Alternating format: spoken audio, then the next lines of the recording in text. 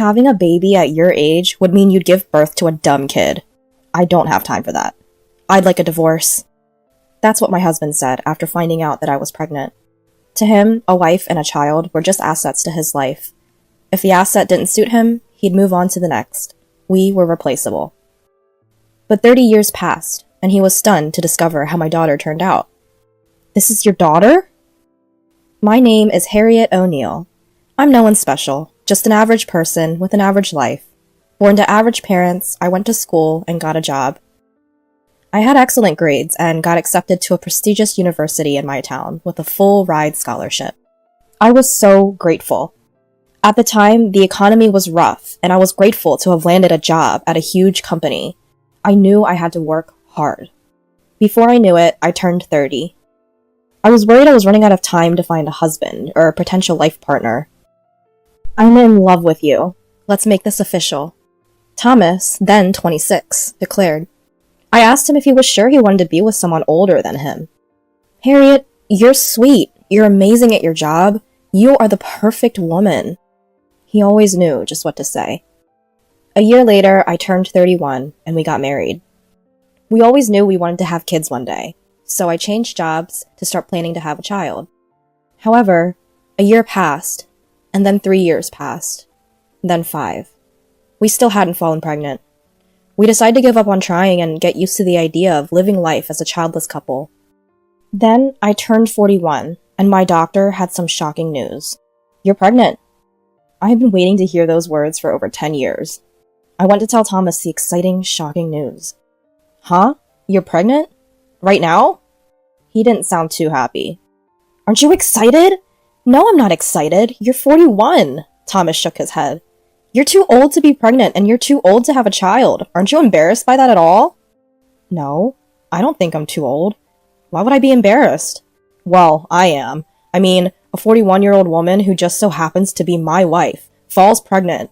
This is going to ruin me. He kept going. Having a baby at your age would probably result in a dumb child, right?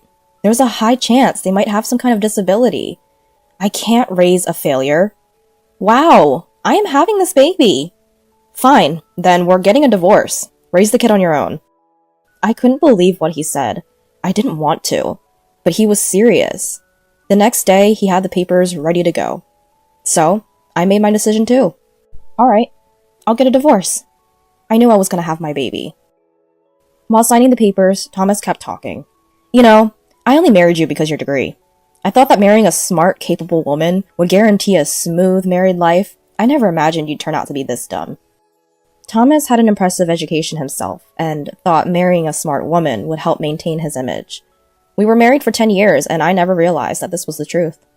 No questions asked. You'll have custody. I'm not paying for child support, and I don't want to meet it. I don't ever want to be associated with you or that child. Alright. If I had known it was going to be like this, I would have never bothered with you. My child doesn't need a toxic father in their life. So I was grateful he said those things, because I didn't want a dime from him anyway. I wasn't going to argue with that.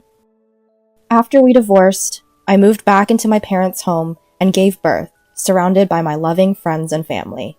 I named my lovely baby girl Nancy.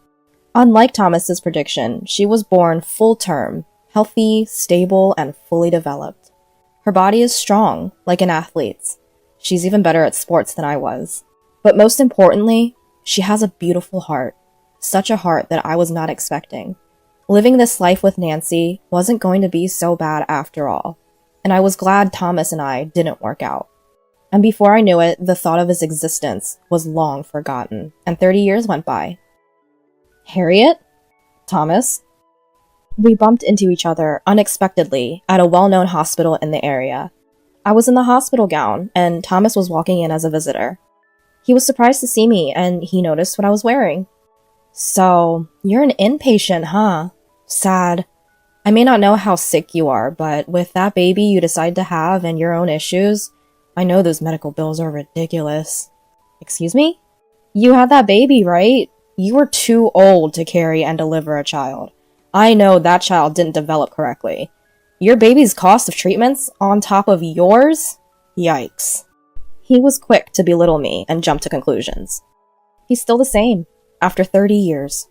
Actually, he's gotten worse, as if that was even possible. After you, I remarried as soon as I could. She's 20, but real mature and beautiful. She's got a great body and face on her. I had a son with her, and people assume he's an aspiring male model because of his good genetics. I didn't ask nor care, but he was bragging about his life. Oh yeah, I was only a manager when I met you, but now I work for corporate. Well, that sounds great for you. Wow, if I never left you, I would have been stuck with the misery of you and that baby. I was baffled. I know it's his ego, but seriously? I know better than to stoop down to his level. I'm better than that. I heard someone coming over, hopefully to try and save me from this conversation. Mom? What are you doing? Is your exam over? I'm sorry. Did she just call you Mom?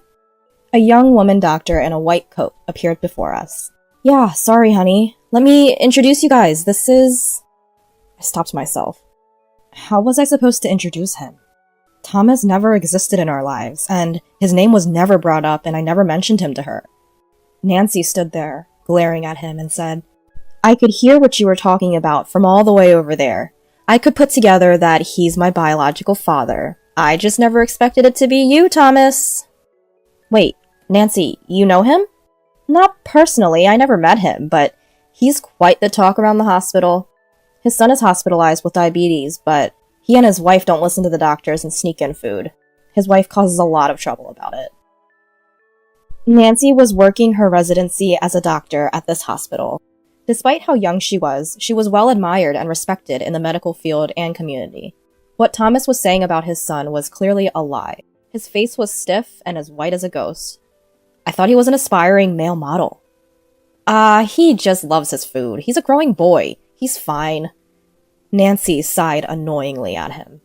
Please throw away whatever is in that bag of yours. I know it's filled with snacks and sodas. Thomas, if you continue to do this, we'll have to take action on behalf of the hospital. You're my daughter, right? And you're a doctor, so fix my son. I am not your daughter, and you don't get to call me that. You're a stranger, no father of mine. You're just the father of a patient. Nothing more, nothing less. She immediately shut him down. Whatever. You let that doctor head of yours get to your ego, acting all superior and better than me. Excuse me? Who cares that you're a doctor? You're useless. I work as the head of a multi-million-dollar corporation. He was trying to compete with her. He wanted to establish his authority over her and put her in her place. A typical thing for Thomas to do. Regardless, your mother is an old wrinkled hag who needs to be hospitalized and will be alone for the rest of their life. You have nothing on me. You're a loser. You lost. Thomas laughed loudly. He got some things wrong though, so I wanted to correct him. Thomas, I'm wearing a gown because I'm here for a checkup, not because I'm an inpatient. I came for an exam because the hospital director recommended it, who also happens to be my husband. Huh? Director, your husband? Thomas shrieked in disbelief. Yes, my husband is the director of this hospital. After the divorce, I found a new job so that I could afford to raise Nancy. I met my husband at this job. It was a medical supply company. He was a doctor there at the time, and we got married. He loved Nancy the moment he met her. Nancy quickly grew attached and wanted to become a doctor just like him. So she fulfilled her dream and now works here with him. Your daughter is a doctor, and your husband is the hospital director? No way. How are you living a better life than me? His ego was shot, and he lowered his head, grumbling at himself. Mom, let's go. Okay, but just leave him. He's not our problem. Thomas stood there, frozen, watching his daughter walk away and abandon him. Then, one day, Thomas's wife caused a scene at the hospital.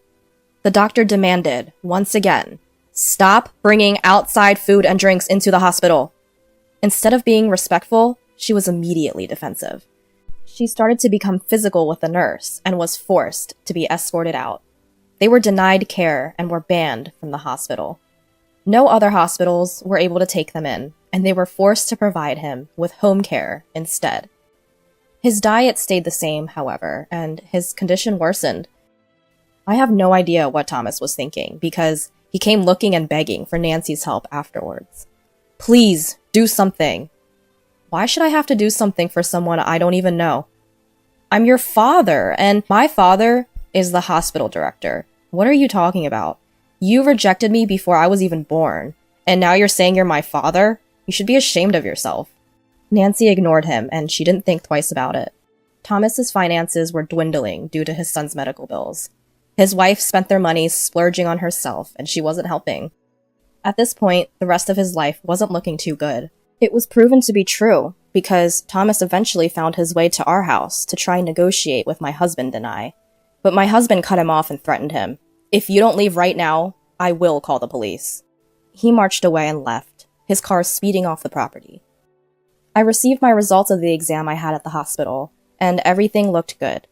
I was worried because of my age, but thanks to my husband, a caring hospital director, and my daughter, a brilliant doctor, I was in good hands.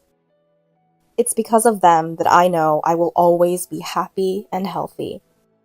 Life is unpredictable, but I want to live a life without regrets. And as for me, the decision I made that day is one that I will never regret.